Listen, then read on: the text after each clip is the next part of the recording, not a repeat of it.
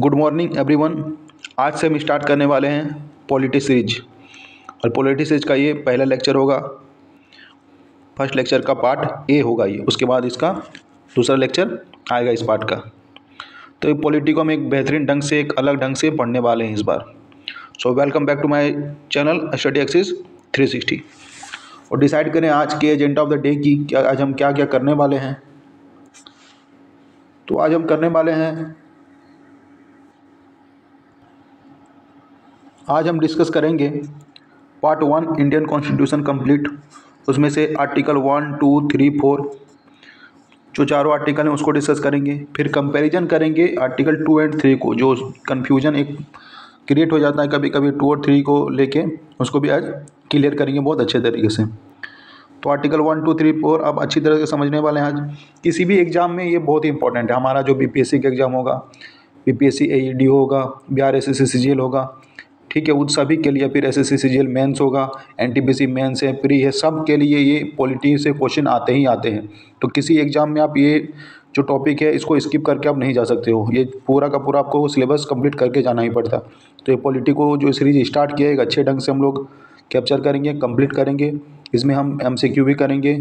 Concept खत्म होने के बाद एमसीक्यू पे भी जाएंगे हम लोग। अगर आप इस लेक्चर का पीडीएफ फ्री में चाहते हैं तो इस टेलीग्राम चैनल को, जो मैं डिस्क्रिप्शन में मैंने मेंशन कर दिया, उसको आप ज्वाइन करेंगे। जैसे ही अच्छा रिस्पॉन्स आएगा मैं सारे जो लेक्चर हैं इन लेक्चरों के पीडीएफ में अपने टेलीग्राम चैनल पे फ्री प्रोवाइड कर दूंगा।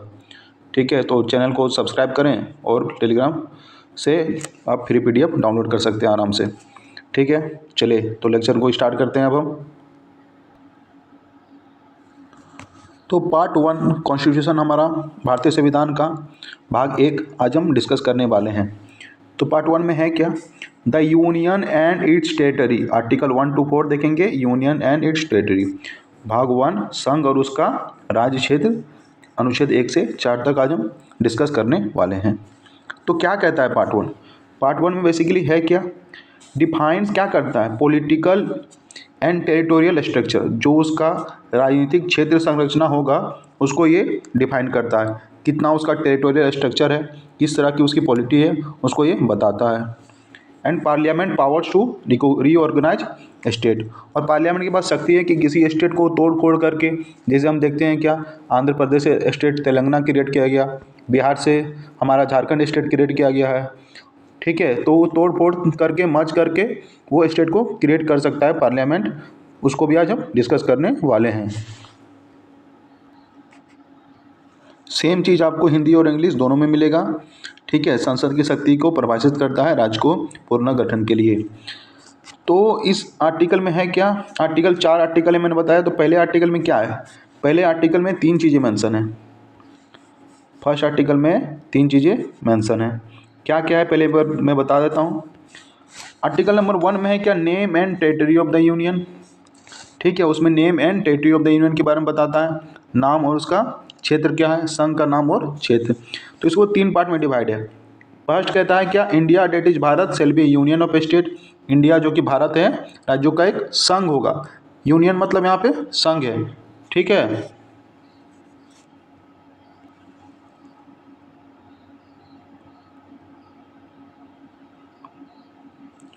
दूसरा क्या कहता है, state and territories specified in schedule 1। ठीक है, तो जो स्टेट है और टेरिटरी कहाँ मेंशन है, शेड्यूल 1 में है, उसके बारे में बताता है। तीसरा क्या कह रहा है, तीसरा कह रहा है the territory of the India compromises. India की टेरिटरी में, राज्य क्षेत्र में क्या क्या आते हैं उनके बारे में बताता है। तो अब चलिए तीनों को अच्छी तरीके से जानते हैं किसमें क्या मेंशन है। तो हमने पहले क्या देखा, फर्स्ट आर्टिकल के पहले पार्ट में देखा, India that is Bharat shall be union of state. ठीक है, भारत जो राज्यों का एक संघ होगा। इंडिया का पहले तो नाम पता चलता है इसमें, इंडिया का नाम क्या है, इंडिया और भारत दोनों नाम है। हमारे देश का नाम इंडिया और भारत दोनों है, इंडिया और भारत। फिर कहता है क्या, India is A union not a federation of independent units. India एक यूनियन है, कोई फेडरेशन नहीं है इंडिपेंडेंट यूनिट्स का। अब इसका मतलब क्या है तो देखते हैं।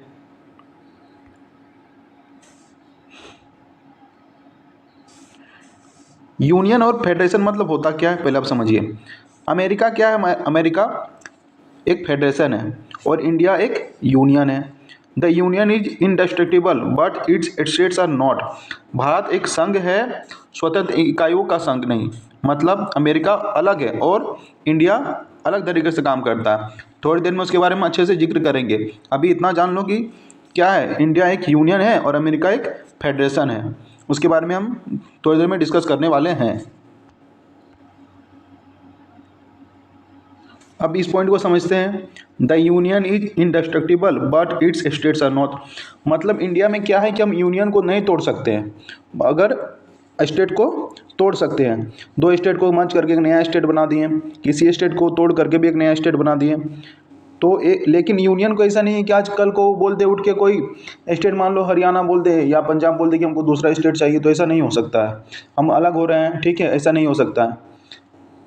कंट्री को हम नहीं तोड़ सकते हैं, स्टेट उसके अंदर है उसको तोड़ सकते हैं लेकिन कंट्री को नहीं तोड़ सकते हैं।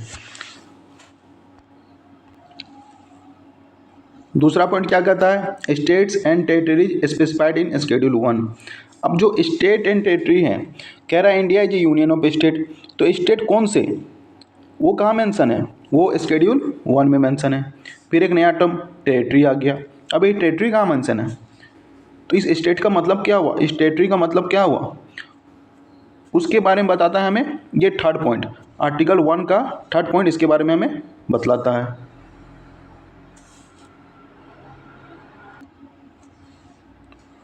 तो territories of the state, territory मतलब टेरिटरी में क्या क्या आ गया, territory of the state, union territories जो फर्स्ट शेड्यूल में मेंशन है। स्टेट भी हमने कहाँ देखा था, फर्स्ट शेड्यूल में मेंशन है, यानी कि प्रथम अनुसूची में। शेड्यूल का मतलब हो गया अनुसूची, ठीक है। तीसरा कहता है अदर टेरिटरीज डेट में बी एक्वायर्ड, जो एक्वायर्ड टेरिटरी है। अब एक्वायर्ड टेरिटरी के बारे में हम समझेंगे, ठीक है। अन्य राज्य क्षेत्र जिन्हें अधिग्रहित किया जा सकता है, वो राज्य क्षेत्र आते हैं जो अधिग्रहित किया जा सकता है।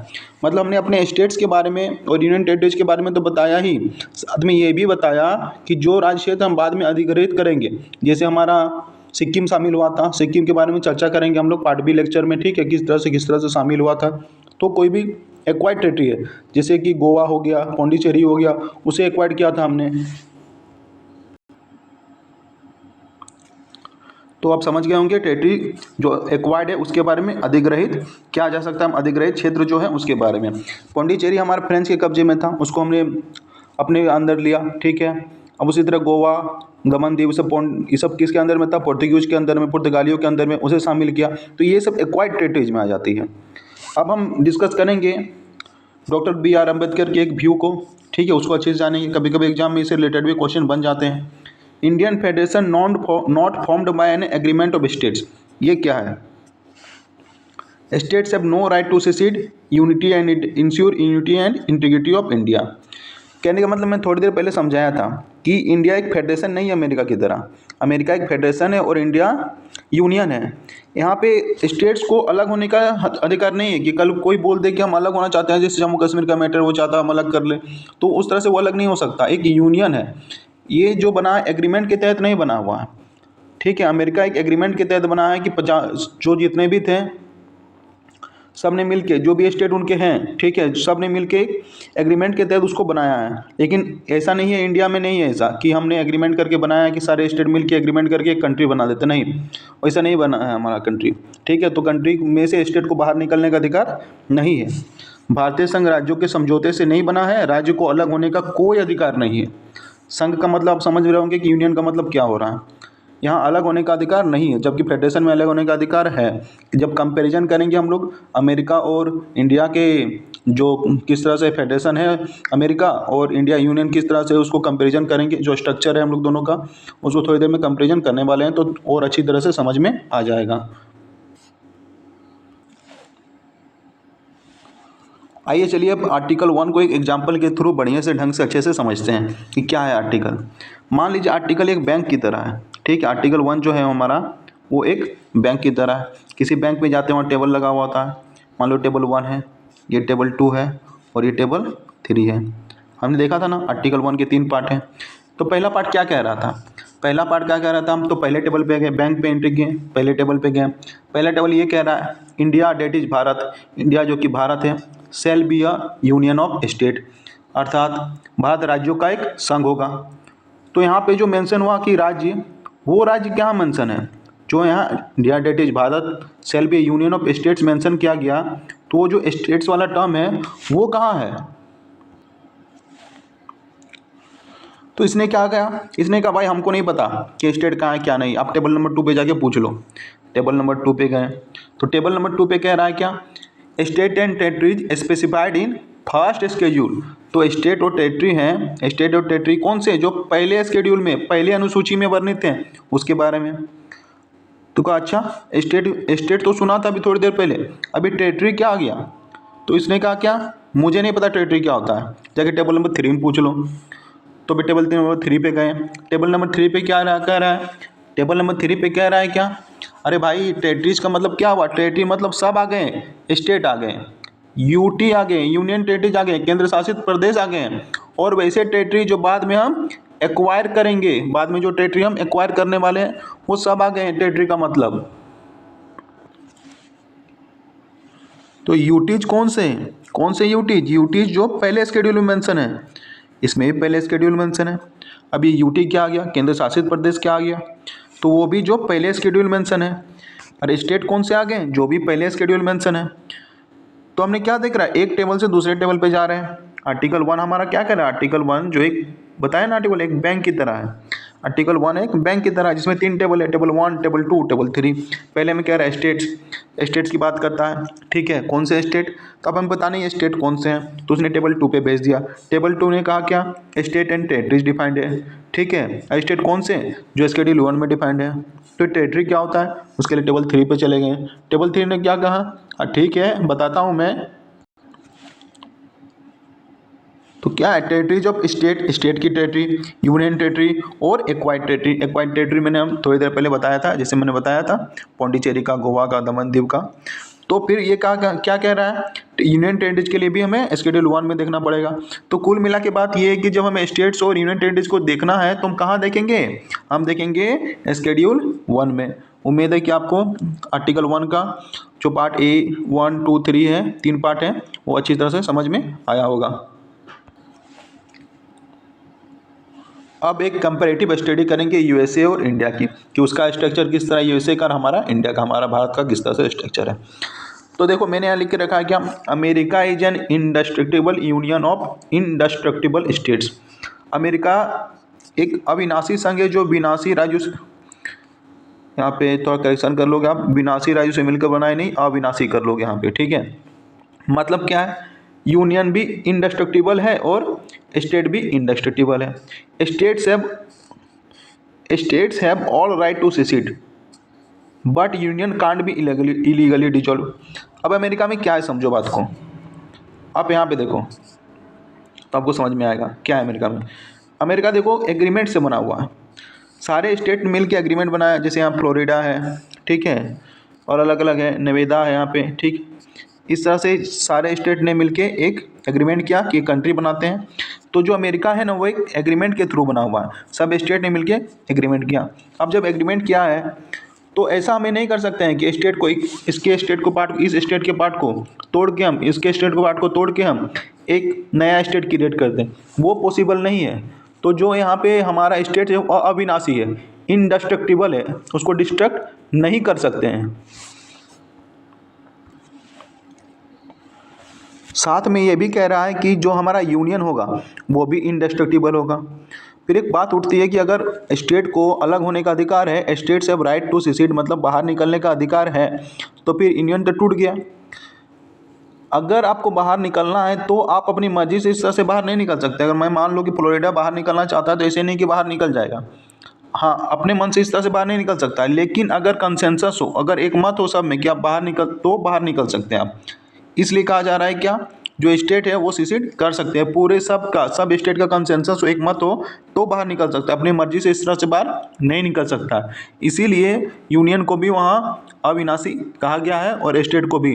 स्टेट को तोड़ फोड़ के हम नहीं कर सकते कि इस स्टेट को तोड़ के इस स्टेट को तोड़ के एक नया स्टेट क्रिएट कर दिए।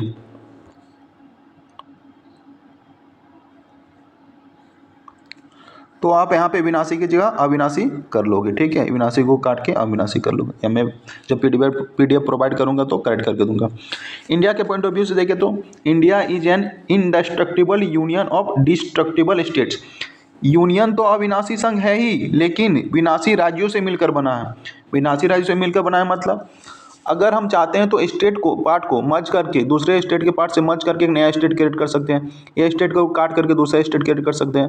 थोड़ी देर पहले मैंने आंध्र प्रदेश का एग्जांपल दिया था, हाल ही में क्या हुआ, जो हमारा ये तेलंगाना स्टेट अलग हुआ है, हमने फिर देखा जम्मू कश्मीर वाले पार्ट को किस तरह से अलग करके 2 यूनियन टेरिटरी बना दिया है, लद्दाख एंड, ठीक है, जम्मू का एक 2 यूनियन टेरिटरी बना दिया है। तो हम स्टेट को काट छाट के छोटा बड़ा कर सकते हैं, कटिंग कर दिए, छोटा बड़ा कर दिए, बन गया नया स्टेट, दूसरे पार्ट से मिला दिए, बन गया नया स्टेट। लेकिन क्या हम यूनियन को कर सकते हैं क्या? नहीं, बोल दिए क्या, चलो आधा पार्ट हम चाहते हैं निकल जाना, पंजाब चाहता है निकल जाना, इधर जम्मू कश्मीर चाह रहा है निकल जाना, तो क्या निकल जाएगा क्या? नहीं, नहीं निकल सकता है, क्योंकि इंडिया एक राज्यों का एक यूनियन है, फेडरेशन नहीं है। तो यूनियन को हम तोड़ नहीं सकते हैं। तो स्टेट तो डिस्ट्रक्टिबल है लेकिन यूनियन नहीं है। होप आपको समझ में आ गया होगा। आर्टिकल 1 को मैंने बहुत अच्छी तरीके से आपको समझाने की कोशिश किया। अब आर्टिकल 2 देखते हैं, आर्टिकल 2 में क्या है। ये क्या कह रहा है? नए राज्यों का प्रवेश व स्थापना, नए राज्यों का प्रवेश व स्थापना, स्टेबलाइजमेंट ऑफ न्यू स्टेट और एडमिशन ऑफ न्यू स्टेट। तो ये जब देखो क्या है, पार्लियामेंट एक कीवर्ड पे ध्यान देंगे पहले, पार्लियामेंट में admit new states into the union और stabilise new ones on such terms as it thinks fit. प्रवेश या स्थापना नए स्टेट का कर सकता है। तो ये किसके लिए अप्लाई होता है?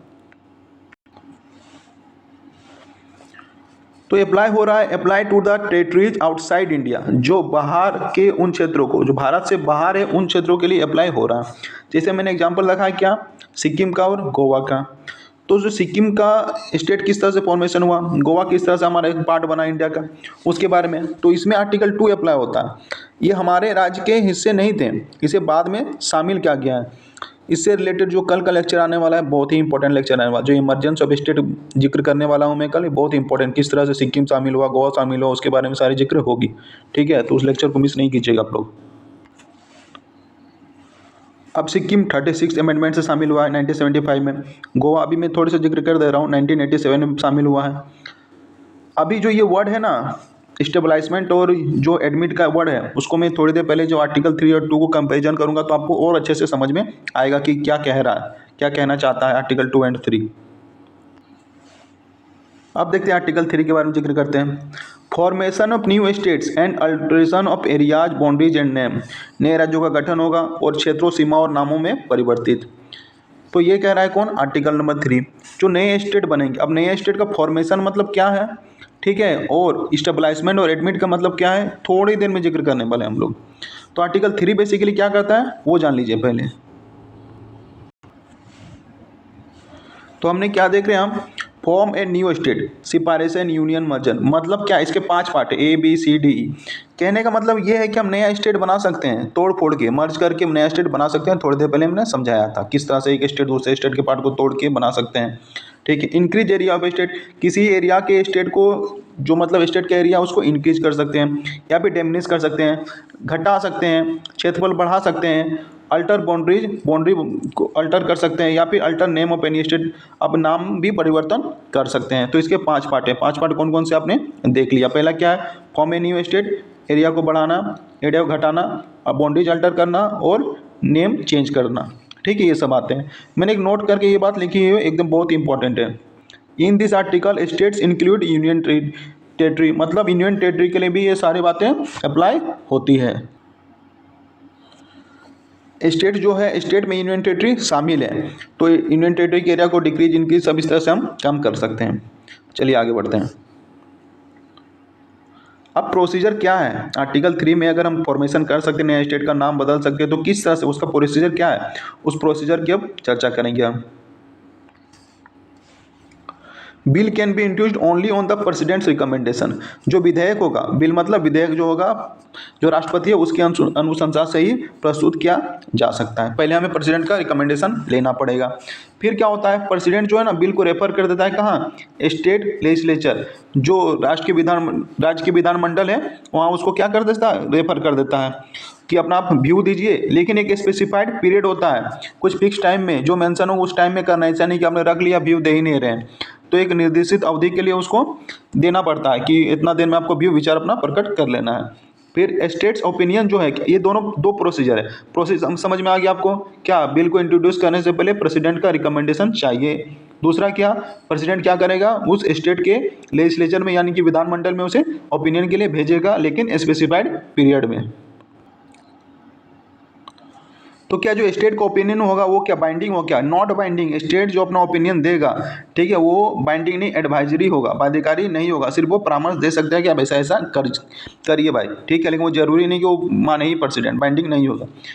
और ये जो पास होता है वो सिंपल मेजोरिटी से पास होता है, सिंपल मेजोरिटी से पास होता है, यानी कि स्पेशल मेजोरिटी नहीं चाहिए, सिर्फ साधारण बहुमत से हम उसे पास कर सकते हैं। अब देखो एग्जाम्पल मैंने बताया था तेलंगाना किस तरह से क्रिएट हुआ है, वो एग्जाम्पल है, ठीक है। तो आर्टिकल 3 उम्मीद है आपको समझ में आ गया होगा। आर्टिकल 4 की तरफ जाते हैं।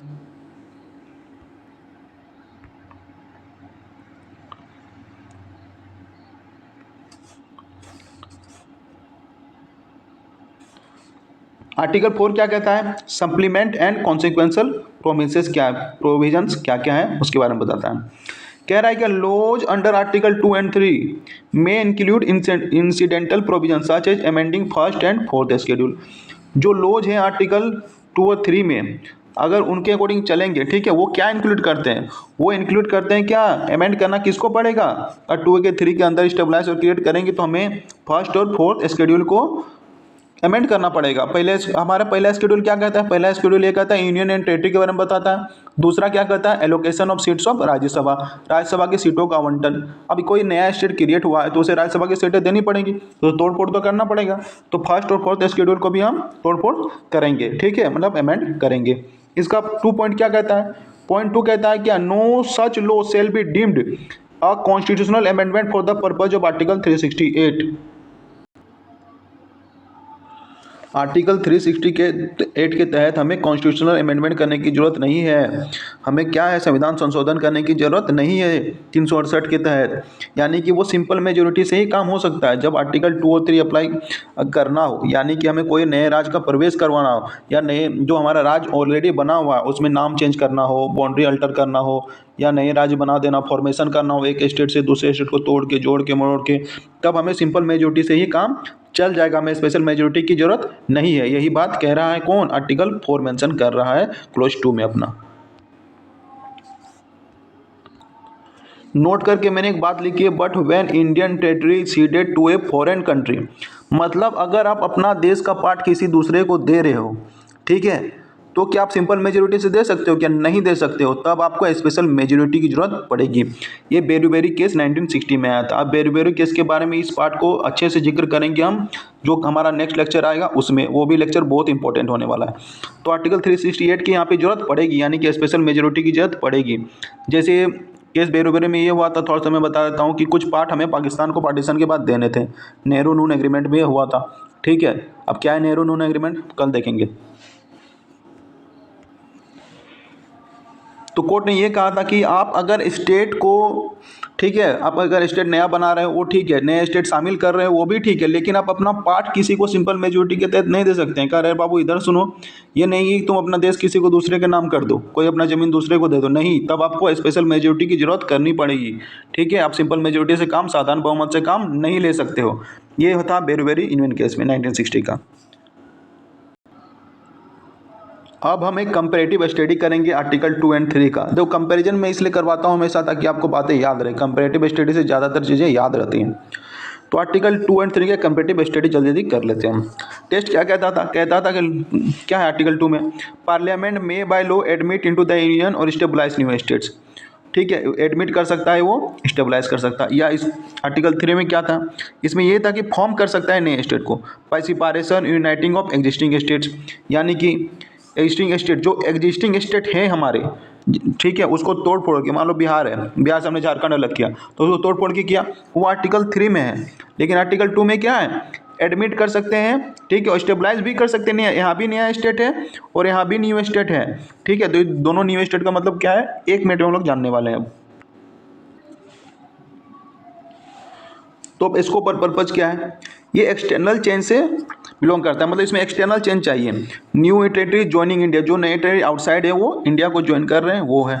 इसमें क्या इंटरनल चेंज होता है, अंदर ही अंदर चेंज कर रहे हैं तो कौन सा लग जाएगा, अंदर अंदर चेंज कर रहे हैं तो हमारा लग जाएगा आर्टिकल 3। और अगर एक्सटर्नल चेंजेज हो रहा है, बाहर से कोई अंदर आ रहा है तो क्या लग जाएगा, आर्टिकल 2, ठीक है। एडमिट का मतलब क्या हुआ, ध्यान से सुनो। To bring an existing foreign territory to India, जैसे हमने सिक्किम को शामिल किया, सिक्किम को शामिल किया, पहले सिक्किम हमारा एसोसिएट स्टेट बना था, कल लेक्चर में देखने वाले हैं, ठीक है। बाद में वो क्या हो गया, बाद में हमारा एक कंप्लीट स्टेटहुड का दर्जा उनको मिल गया। तो जैसे हमने सिक्किम को शामिल किया वो एडमिट हो गया, और फिर बाद में उसे हमने क्या किया, to create a new state from a foreign territory acquired by India, जो नया स्टेट शामिल किया था हमने, जो नया पार्ट शामिल किया था उसको क्या किया, एक स्टेटहुड का दर्जा दे दिया गया, तो उसे कहेंगे स्टेबलाइजमेंट। एडमिट मतलब शामिल करना, स्टेबलाइजमेंट मतलब उसको नया राज्य बना देना, ठीक है। वही आर्टिकल 3 क्या कहता है, एडमिट का कोई टर्म नहीं है, कुछ नहीं, मतलब इसको, हाँ, टू क्रिएट न्यू स्टेट, नया स्टेट यहाँ भी क्रिएट होता है, लेकिन कैसे, जो ऑलरेडी एग्जिस्टिंग स्टेट है, तेलंगाना का आंध्र प्रदेश से अलग होना, झारखंड का बिहार से अलग होना, उत्तराखंड का यूपी से अलग होना, ये सब ऑलरेडी एग्जिस्ट करते थे, कुछ नया शामिल नहीं किया था। एग्जाम्पल में देख लेते हैं, मैंने बताया सिक्किम का एग्जाम्पल दिया आपको, पौंडीचेरी, गोवा, दादर नगर हवेली, ये सब हमने आउटसाइड से क्या क्या एक्वायर किया हुआ है। तेलंगाना जिस तरह फॉर्म हुआ, झारखंड फॉर्म हुआ, गुजरात महाराष्ट्र किस तरह अलग हुए, ठीक है, बम्बई स्टेट यूनाइटेशन एक्ट से, सब कुछ हम कल देखने वाले हैं, यानी कि नेक्स्ट लेक्चर में देखने वाले हैं। टेरिटरी कौन से इन्वॉल्व होते हैं, फॉरेन टेरिटरी है, इसमें इंडियन टेरिटरी रहते हैं। प्रेसिडेंट का रिकमेंडेशन जरूरत है क्या, रिक्वायर्ड, यहाँ पे प्रेसिडेंट का रिकमेंडेशन रिक्वायर्ड है, यहाँ भी रिक्वायर्ड है, लेकिन स्टेट कंसल्टेशन नॉट रिलेवेंट, मतलब यहाँ स्टेट से हम पूछने की जरूरत नहीं है, किसी अगर कोई पार्ट को हम इंडिया में शामिल कर रहे हैं तो हम स्टेट से पूछने की जरूरत नहीं है पार्लियामेंट को। लेकिन इसमें क्या है, किसी की बाउंड्री को अल्टर कर रहे हैं किसी स्टेट के, तो उसको क्या है, उसको रिकमेंडेशन की जरूरत पड़ती है। तो आर्टिकल 3 में ये बात है। टाइप ऑफ लॉ क्या है, ये ऑर्डिनरी लॉ है, सिंपल मेजोरिटी से मेरा काम चल जाता है, इसमें भी सिंपल मेजोरिटी से काम चल जाता है। तो स्पेशल मेजोरिटी की जरूरत कब पड़ती है, मैंने पहले बताया, स्पेशल मेजोरिटी की जरूरत तब पड़ेगी जब हम ना कोई कंट्री का पार्ट किसी दूसरे कंट्री को देंगे, तब स्पेशल मेजोरिटी की जरूरत पड़ेगी। यानी कि ऐसा है, यहाँ तो कुछ है नहीं कि अपना पार्ट दूसरे पार्ट को दे रहे हैं। तो आर्टिकल 3 में हम सिंपल मेजोरिटी से हमारा काम चल जाता है, लेकिन आर्टिकल 2 में जब किसी दूसरे को पार्ट देना है तब स्पेशल मेजोरिटी की जरूरत पड़ती है। Schedule affected, first and fourth schedule affected है, इसमें भी same first and fourth schedule affected है। 2 और 3 में दोनों में हमको करना पड़ेगा शेड्यूल, क्योंकि स्टेट यूनिटेड की बात और allocation of seats of Rajya Sabha की बात कहाँ कही गई है, जो मेरा फर्स्ट शेड्यूल और फोर्थ शेड्यूल में कहा गया है, ठीक है, अनुसूची पहला और चौथा, ठीक है। तो आगे देखते हैं, आइए एक एग्जाम्पल के थ्रू अब हम समझेंगे आर्टिकल 2-3 में डिफरेंस क्या है। मान लो हमारा घर है, ठीक है, अब इसमें हमारा घर में इतना बाउंड्री है, बगल वाले में एक प्लॉट खाली है, इसके इस साइड भी एक प्लॉट खाली है। अब हम चाह रहे हैं कि ये प्लॉट हम शामिल कर लें, तो शामिल कर लेते हैं। आर्टिकल 2 कहते हैं बाहर के एरिया को शामिल कर सकते हैं, आर्टिकल 2 लग गया, वो भी कब, सिंपल मेजोरिटी से। सिंपल मेजोरिटी क्या होता है, अब सीधे सीधे बातों में समझ लो, लेक्चरों में ये आएगा तो मैं बताऊंगा, ठीक है। सिंपल मेजोरिटी मतलब ये क्या है कि जो प्रेजेंट मेंबर वोट कर रहे हैं, ठीक है, हाउस में जो प्रेजेंट मेंबर टोटल प्रेजेंट है और वोट कर रहे हैं, उनका 50% + 1। जैसे मैं मान लेता हूँ कि इस घर में 9 सदस्य हैं, 9 मेंबर हैं, 3 मेंबर कहाँ हैं, बाहर गए, 6 मेंबर बचे, तो 6 का 50% + 1, जो 6 का 50% करेंगे 3, 3 + 1 कितना आ गया, 4 आ गया। तो 4 मेंबर वोट करेंगे और क्या करेंगे, इसको शामिल कर लेंगे, ठीक है। अभी आर्टिकल 2 हो गया। अब ये जब हमारा शामिल हो गया इसमें, तो हम क्या कर रहे हैं ना, इसका थोड़ा पार्ट लेके, इसका थोड़ा पार्ट लेके कुछ इंटरनल एडजस्टमेंट कर रहे हैं। तो इंटरनल एडजस्टमेंट जब कर रहे हैं तो आर्टिकल 3 आ गया, क्योंकि अब हमारा पार्ट हो गया है, ठीक है, तो आर्टिकल 3 आ गया। अब क्या हो रहा है, अब ये तो हो गया आर्टिकल 2-3। अब जब देने की बात आती है, मान लो ये इस साइड पर हमारा प्लॉट है, इसमें कोई घर है, ठीक है, ये चाह रहा है कि हमारा इतना ज़मीन ले ले, तो क्या कर सकते हैं, हम ऐसे ही दे देंगे क्या, ऐसे ही नहीं देंगे।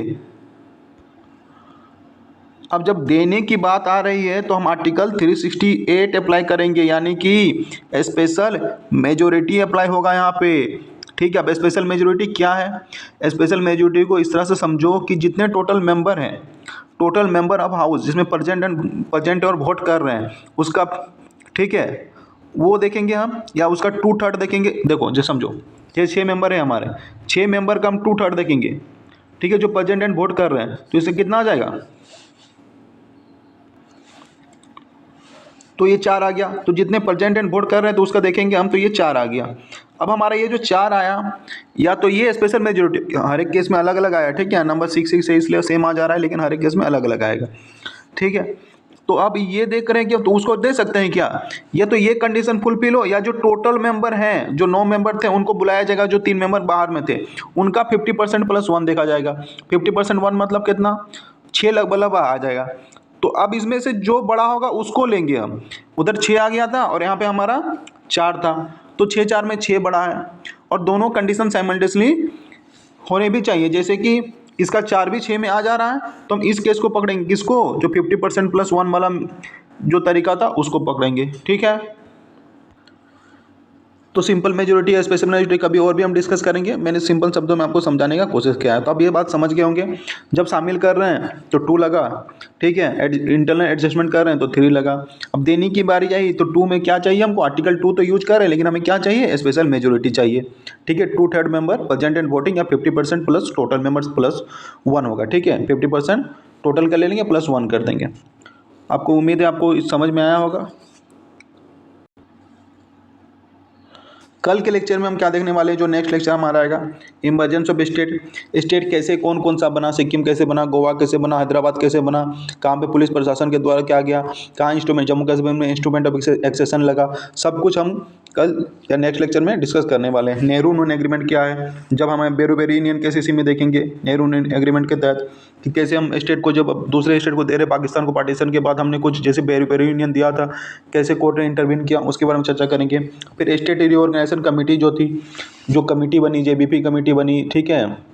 फिर हमें जो स्टेट रिओर्गेनाइजेशन कमेटी 1956 का बना, फैज अली कमीशन, उसके बारे में जिक्र करेंगे। तो सारे कुछ हम कल जिक्र करने वाले हैं, नेक्स्ट लेक्चर में जिक्र करेंगे। तो नेक्स्ट लेक्चर को बिल्कुल ही मिस नहीं करना है, ठीक है। और अगर आपको मेरा काम अच्छा लग रहा हो, मेहनत अच्छा लग रहा हो, तो चैनल को सब्सक्राइब करें, वीडियो को लाइक करें, शेयर करें, अपने परिजनों से, अपने फ्रेंड्स से, सबसे शेयर करें अगर लेक्चर अच्छा लगा हो तो। और अगर आपको इसका फ्री PDF चाहिए तो चैनल के सब्सक्राइबर को बढ़ाएं, ठीक है। चैनल का सब्सक्राइबर मेरा बढ़ेगा, मैं सारे PDF फ्री प्रोवाइड कर दूंगा, ठीक है। तो थोड़ा आप बैक सपोर्ट करें। थैंक यू, मिलते हैं नेक्स्ट लेक्चर में, ठीक है। बहुत